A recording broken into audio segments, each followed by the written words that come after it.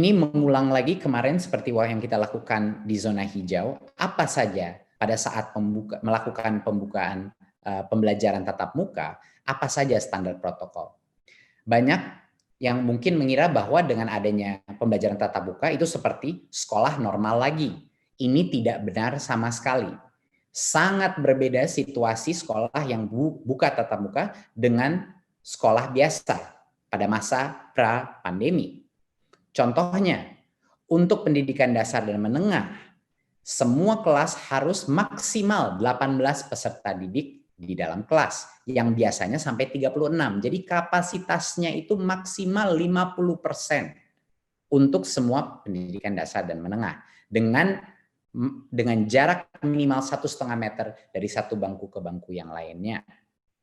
Untuk SLB sama standarnya tapi maksimum 5 peserta didik per kelas, dan untuk PAUD yang nanti dengan 2 bulan ke depan setelah itu maksimal hanya 5 peserta didik di dalam kelas. Jadinya bahkan kalau sekolah dan Pemdanya sudah siap untuk membuka sekolah, pada saat mereka melakukan itu kapasitas itu harus dilakukan mau tidak mau dengan cara shifting, dan kapasitas diturunkan secara dramatis. Terutama untuk SD, SMP, dan SMA itu 50%. Jadi mereka harus melakukan sistem rotasi. Dan bukan hanya itu saja, tapi berikut perilaku wajib yang harus dilakukan, semua harus menggunakan masker. Masker kain non medis, ya, harus melakukan protokol cuci tangan dan atau hand sanitizer, dan tentunya menjaga jarak minimal 1,5 meter, tidak melakukan kontak fisik. Nah, dan juga ada ketetapan bahwa semua warga yang punya mengidap komorbiditas tidak diperkenankan untuk kembali dulu ke sekolah, ya, dan bagi yang memiliki gejala COVID-19 dalam keluarga juga peserta didik maupun pendidik tidak boleh diperkenankan masuk sekolah.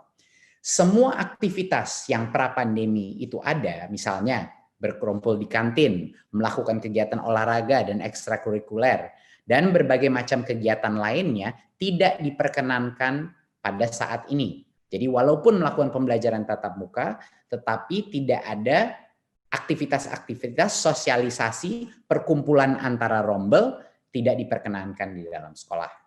Berikut. Dan kepala sekolah wajib melakukan pengisian daftar checklist. Ini adalah checklist yang kami juga dapatkan dari Kemenkes, standar Kemenkes dan gugus tugas untuk checklist kesiapan melakukan pembelajaran tatap muka. Nomor 1 adalah kesediaan sarana sanitasi dan kebersihan. Nomor 2 adalah kemampuan mengakses fasilitas layanan kesehatan. Ketiga, kesiapan menerapkan wajib masker. Keempat, memiliki termogan untuk mendeteksi suhu tubuh. Kelima, adalah untuk memetakan warga satuan pendidikan yang tidak boleh melakukan kegiatan di satu pendidikan, ya, siapa yang belum boleh kembali ke sekolah. Dan yang keenam adalah kesepakatan beserta komite satuan pendidikan, yaitu komite dengan orang tua, bahwa mereka akan melakukan pembelajaran tatap muka. Seperti yang jelas seperti ini standar Kementerian Kesehatan, kami menggunakan standar mereka.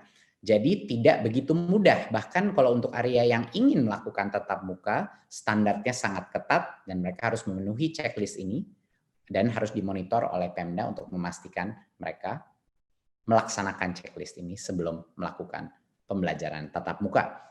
Berikut. Implementasi dan evaluasi pembelajaran tatap muka adalah tanggung jawabnya pemerintah daerah yang didukung oleh pemerintah pusat.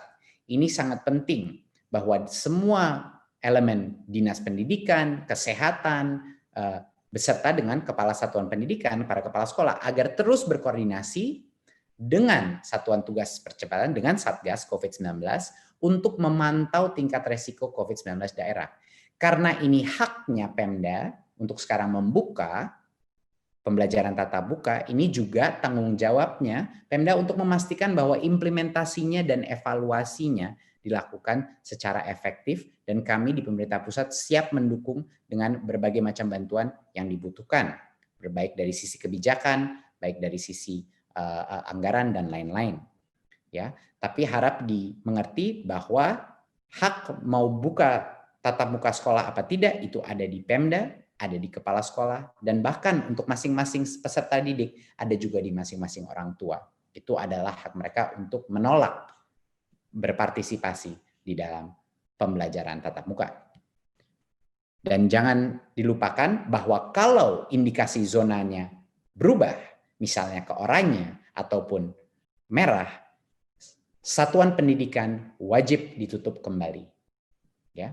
Kalau zonanya berubah statusnya, satuan pendidikan wajib ditutup kembali.